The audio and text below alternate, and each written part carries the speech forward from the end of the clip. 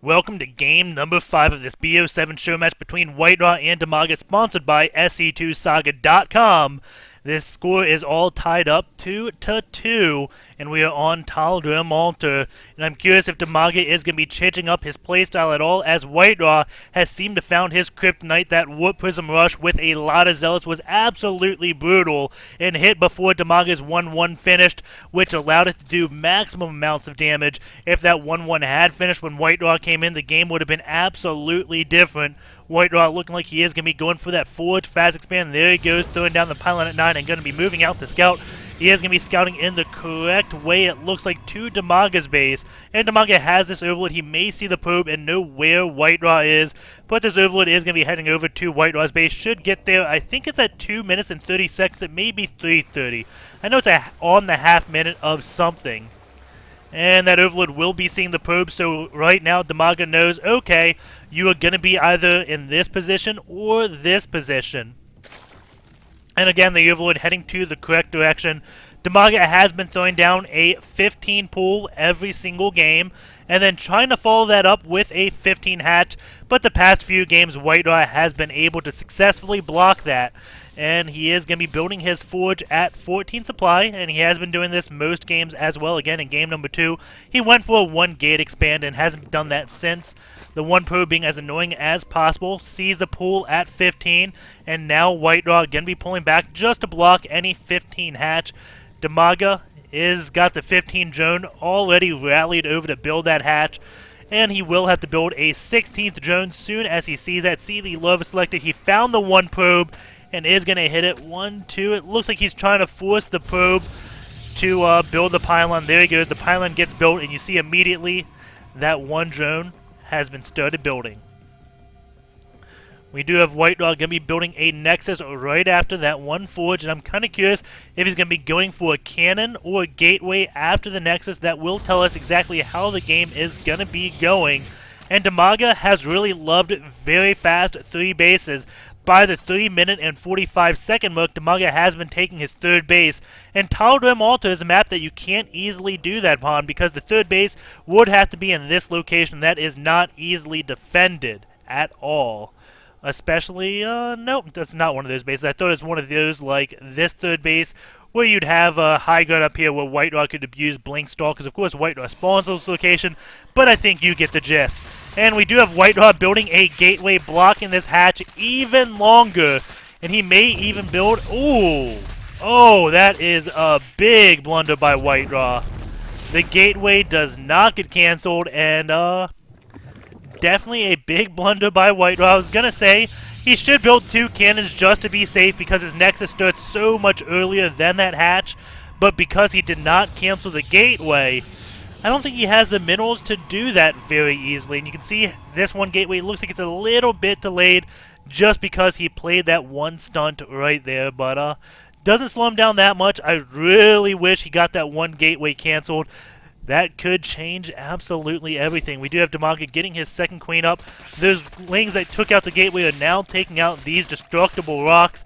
And WhiteRa, what is he going to be ending up doing? We do have the 1 overload right here, keeping an eye on this forge to see if it starts +1 upgrades. Again, the gateway just a little bit late because WhiteRa played that little gateway block play, but again, that did not work out for him. He delayed the hatch, but did not cancel that. And that's the last I'm going to be talking about that. And WhiteRa definitely can easily still come out of this. We'll see exactly what he ends up doing. Dimaga still just keeping an eye on that forge, still doesn't see anything spinning. And we do have his natural now finishing. Those rocks have been taken out. No, they haven't yet, but they will be at 6 minutes as the drone does make his way over. Look at the timing. The rocks go down, the drone gets there, the hatch gets put down. We do have the probe now returning back home. Does not see that, but he may have seen the drone going on over. We do have a zealot moving on out, but there are more than enough lings to deal with that zealot. And we do have the overload moving back. It's 6 minutes and 20 seconds. Doesn't see +1 on the forge, so he knows it's probably not going to be any type of timing. And ooh, we have the Stargate going down, which Dimaga, of course, did see. And the Zealot going in to attack these lings, and some brilliant micro by Dimaga right now. Oh my god, not losing a single ling right now. Takes out that Zealot. Look at all those injured Zerglings. This Stalker is going to have a field day with all those deep red lings. He can just easily pick those off. WhiteRa turning down those deep red lings. The Stalker already up to 3 kills with his 3 shots, and 22 more lings being built with this Baneling's Nest. And I don't think Dimaga saw the Stargate, even though he sees the Stargate. I don't think he clicked on it just because he was dealing with that Zealot. That required full concentration to take that out. That was absolutely beautiful. Maiko gets speed off, deals with that one Stalker. But what Dimaga did see is the no +1. He sees the 3rd gas, so he should know, okay, some type of odd play is going to be coming. And Dimaga going to be going with that big Baneling bust. Is morphing in 7 Banelings. And I think that is the magic number to take out a Gateway. I'm not exactly sure how much damage a Baneling does do. We'll see what building does go down. And versus buildings, it is 80 damage. And here we go, the Baneling is going to be coming in.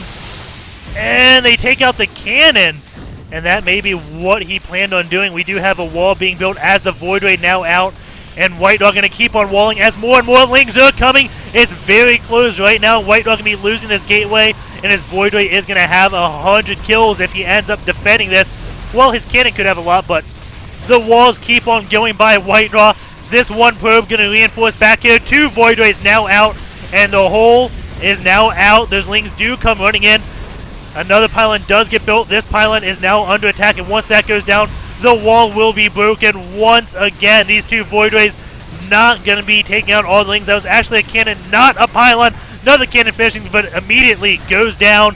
And Dimaga, being Dimaga with the Baneling bust against the wall that you did not think was Baneling bustable, does pull this one out. And he has taken care of a lot of Zealots. WhiteRa has another gate back here, but lost so many workers. 30 Harvesters, 217, and Dimaga at 3 bases right now. This has definitely more than paid for itself.